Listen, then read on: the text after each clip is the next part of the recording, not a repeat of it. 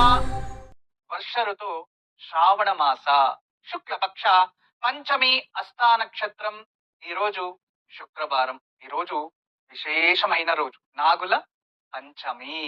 వీక్షక బాంధవులందరికీ కూడా నాగుల పంచమి శుభాశిస్సులు మరియు శుభాకాంక్షలు. మన జీవితంలో నాగదేవతల అనుగ్రహం ఎంతో ఉంది. మన పురాణాల ప్రకారం ఈ బ్రహ్మాండాన్ని మరియు ఈ భూమాతని నాగదేవత అంటే నాగరాజుడు తన ఆధీనంలో పెట్టుకుంటూ సంరక్షిస్తూ మరియు ఎటువంటి ఆపదలు లేకుండా భూమి తన కక్షలో తిరగడానికి కారణం ఈ ఒక నాగదేవతలు, నాగరాజే కారణం అని తెలియచేస్తుంది పురాణాలు. నవనాగాలు ఎటువంటి శక్తిని భూమండలానికి ఇస్తున్నాయి అంటే మనకందరికీ తెలుసు, ఈ బ్రహ్మాండంలో ఈ భూమి తన కక్షలో తిరుగుతూ ఉన్నప్పుడు వేరే ఒక క్షుద్ర గ్రహాలు పెద్ద పెద్ద ధూమకేతువులు వచ్చి భూమికి ఆపద కలిగించచ్చు. అయితే నవనాగ దేవతల దగ్గరికి రాకుండా కాపాడుతూ ఉన్నాయి. వాటి శక్తి అంటే నాగదేవత. ఇక మన జీవితంలో కూడా నవనాగాలు ఉన్నాయి. ఎలా అంటే మనిషి జన్మిస్తే 9 మాసాలు అమ్మ గర్భంలో ఉంటారు. ఒక్కొక్క మాసానికి ఒక్కొక్క నాగదేవత అధిపతి. అలా ఈ రోజు మనం చూస్తున్నాము, నవనాగాలు వెనుక కనబడుతున్నాయి, ఇక్కడ జంట నాగలు కనబడుతున్నాయి, మరియు ఆదిశేషుడు, మరియు విశేషంగా మనం అందరూ దర్శనం చేసుకుంటున్నాము ఈ రోజు నాగరాజు, సర్పాలకి రాజు మరియు నాగరాణి జంట నాగలు. వీళ్ళని మనము ఈ రోజు పూజించాలి. ఎందుకు అంటే పురాణాల ప్రకారం మనకందరికీ కూడా భూమండలానికి ఒక శాపం ఉంది పూర్వంలో. మీకందరికీ తెలుసు, పరీక్షిత మహారాజు మనముడు సర్పయాగాన్ని ఆచరించి సర్పాలే లేకుండా చెయ్యాలని పెద్ద యాగాన్ని ఆచరిస్తారు. అది ఈ పంచమి రోజు. మహాభారతంలో కూడా ఖాండవ వనాన్ని దహించడం వలన అక్కడున్న నాగలు ఎన్నో దూరం అయిపోతాయి, ఆ వంశము క్షీణిస్తుంది. ఆ శాపము ఈ భూమండలంపై ఉంది. అందువలనే మనమందరూ కూడా ఈ నాగుల పంచమి రోజు ఎవరైతే నాగదేవతలకి కృతజ్ఞతగా పూజని ఆచరిస్తారో వాళ్ళందరికీ కూడా నాగదేవతల ఆశీస్సులు ప్రాప్తిస్తాయని మన పురాణాల ప్రకారం మన జన్మ జాతకంలో కావచ్చు, గర్భ వ్యవస్థలో కావచ్చు, మరియు సంతానానికి మరియు రక్త కణాలకి మరియు ఆరోగ్యానికి అన్నిటికీ కూడా నాగదేవతల ఆధీనంలో ఉంటుంది అనేది జ్యోతిష్య శాస్త్రం కూడా. ఈ నవనాగాల వల్ల మనకెంతో ప్రతిఫలం ఉంది. ఒక్కొక్క నాగదేవత కూడా ఒక్కొక్క అనుకూలాన్ని మనకు అందిస్తూ ఉంటాడు జీవితంలో. అదే విధానంగా అందరికన్నా గొప్పవాడు అనంతుడు. ఈ అనంత ఎక్కడుంటాడు అంటే ఎప్పుడు మహావిష్ణుతోడే అనంతుడు ఉంటాడు. అందుకే అనంత పద్మనాభ అని కూడా పేరు ఉంటుంది. మరియు వాసుకి వాసస్థానం ఎక్కడ అంటే పరమేశ్వరుడి ఒక కంఠంలో ఆభరణంగా ఉంటాడు వాసుకి. ఇటు అనంత అని కూడా అంటుంటారు, మరియు ఆదిశేష అని అంటుంటారు. కానీ శేషనాగు వేరు. అనంతునికే మరొక పేరు ఆదిశేష.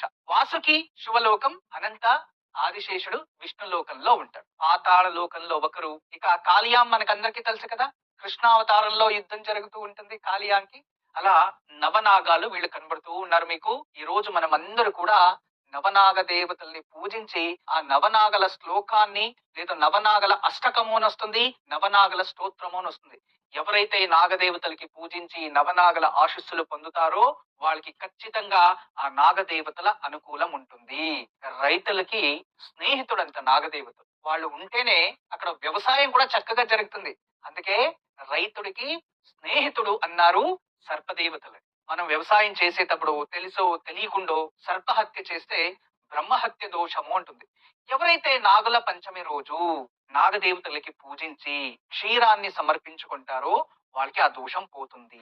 క్షీరాన్ని సమర్పించుకోవడానికి గంధం పూసి పాలల్లో నెయ్యి కలిపి అభిషేకం చేయడానికి చాలా వ్యత్యాసం ఉంది. మీకు అందరికీ తెలుసు, పూర్వంలో ఆదిశేషుల ఒక అనుకూలాన్ని తీసుకుంటూ దేవాను దేవతలందరూ కూడా సముద్ర మథనాన్ని ఆచరిస్తారు. ఆ సముద్ర మథనం అయిన తర్వాత అమృతం పొందిన తర్వాత ఏ ఒక సర్పాన్ని వాళ్ళు చిలికడానికి ఉపయోగించుకుంటారో ఆ సర్పానికి శరీరం అంతా గాయాలైపోయి ఒక చోట ఉండిపోయి ఉంటుంది. చాలా ఆవేదన అనుభవిస్తూ ఉంటుంది ఆ నాగరాజు. ఆ సమయంలో చాలా బాధపడుతూ ఆ మహావిష్ణువుని వేడుకుంటారు. నారాయణ, దేవతలందరికీ కూడా నేను సహాయం చేశాను కదా, నన్ను ఇలా మీరు ఉపయోగించుకున్నారు కదా, ఇప్పుడు నా పరిస్థితి ఏంటి అని ప్రశ్నించినప్పుడు అప్పుడు ఆ మహావిష్ణు ఒక వరప్రసాదాన్ని అందిస్తారు. ఈ రోజు ఎవరైతే నీకు పాలు నెయ్యి పోస్తారో పోయడం వల్ల నీ ఆరోగ్యము, నీ చర్మ వ్యాధి ఏదైతే తొలగిపోయి నువ్వు ఆరోగ్యవంతుడు అవుతావు.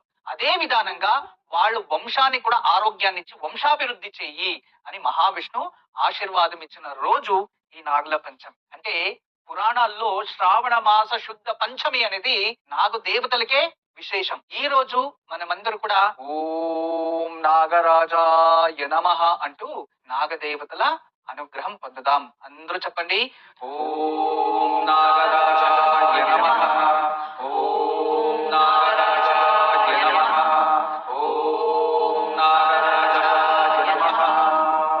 అందరూ కూడా నాగరాజాయ నమః అనే నామాన్ని భక్తి శ్రద్ధతో జపించండి.